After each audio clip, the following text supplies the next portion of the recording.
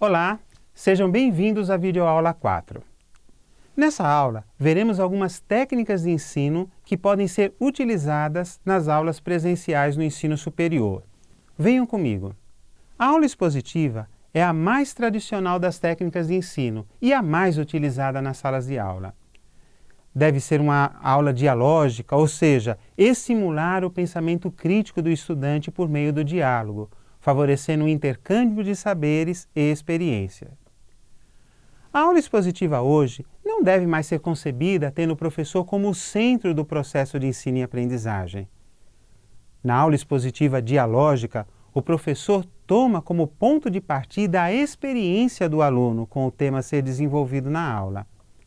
Trata-se, portanto, de uma ótima técnica para trabalhos com conteúdos factuais, com conteúdos conceituais.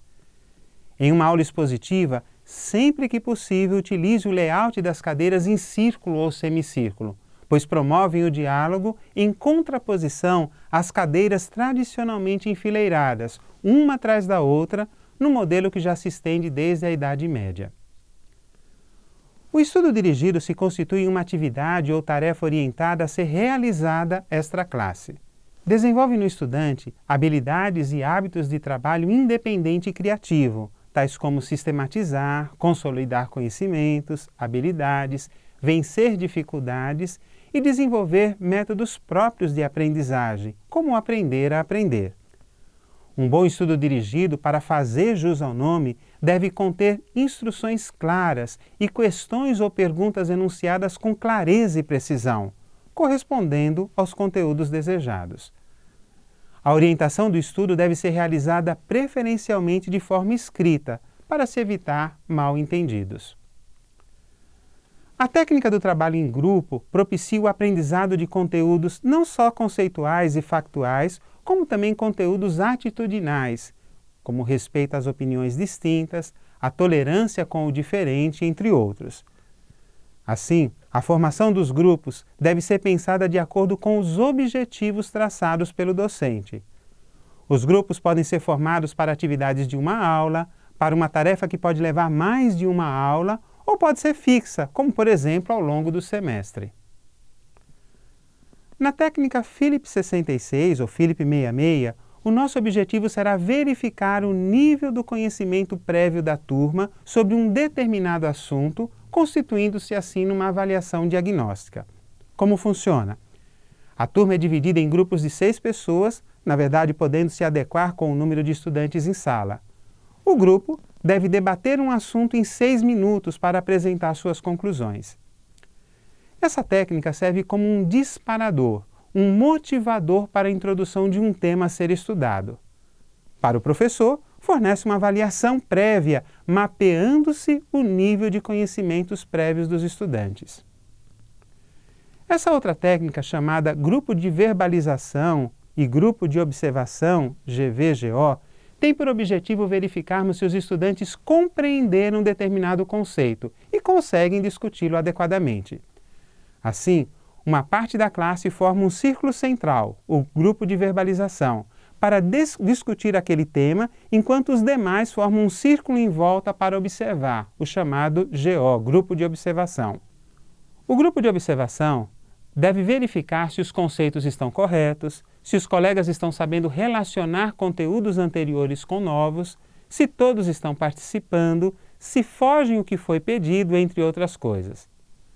Depois, os alunos do grupo de observação relatam suas observações e dá-se um debate na turma. O professor ele pode extrair conclusões relativas às definições de conceito, às posturas, a desvio da pauta ou objetivo da tarefa, entre outras. A técnica da roda de perguntas consiste na formação de uma roda no centro da sala. Um tema é dado e todos terão que formular perguntas sobre ele e respondê-las assim que perguntados. O primeiro estudante formula uma pergunta para o colega à sua direita, que deverá respondê-la, e formular outra em sequência para o outro colega sucessivamente, até chegar novamente ao primeiro que iniciou a roda, respondendo a última pergunta elaborada. Ao final, o professor faz considerações sobre o que observou. A roda de perguntas favorece a construção de habilidades do estudante como saber e responder imediatamente algo que foi perguntado, além de formular uma questão coerente. Ademais, possibilita ao docente verificar se os estudantes de fato compreenderam corretamente o conteúdo por meio daquela sessão de perguntas e respostas que foi elaborada.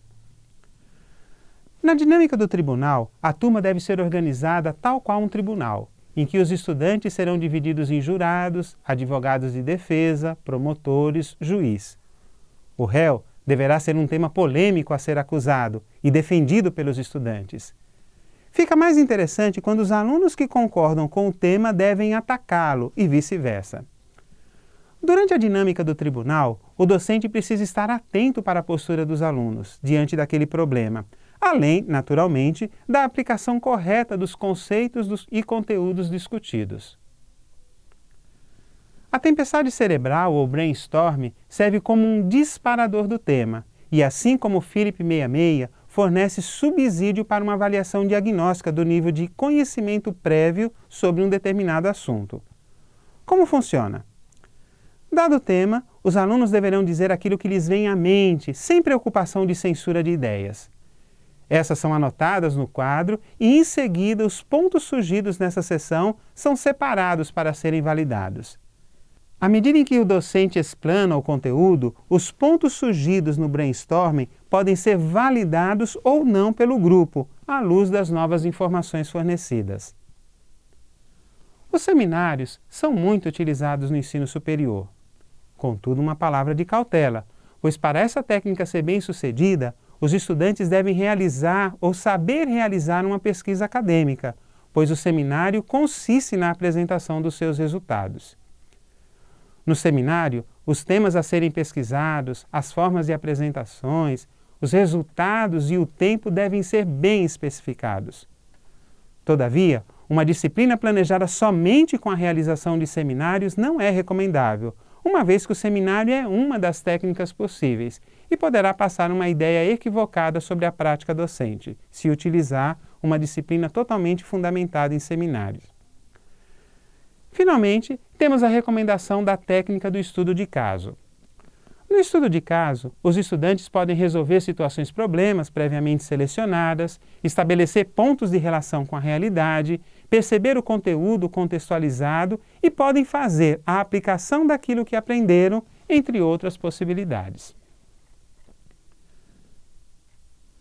Ao finalizarmos essa abordagem sobre as técnicas de ensino, precisamos novamente ressaltar que temos uma infinidade de técnicas e sempre devemos planejar utilizar diversas técnicas possíveis para conseguirmos atrair o nível de atenção dos estudantes e promover assim um processo de ensino e aprendizagem deveras prazeroso. Até a próxima videoaula.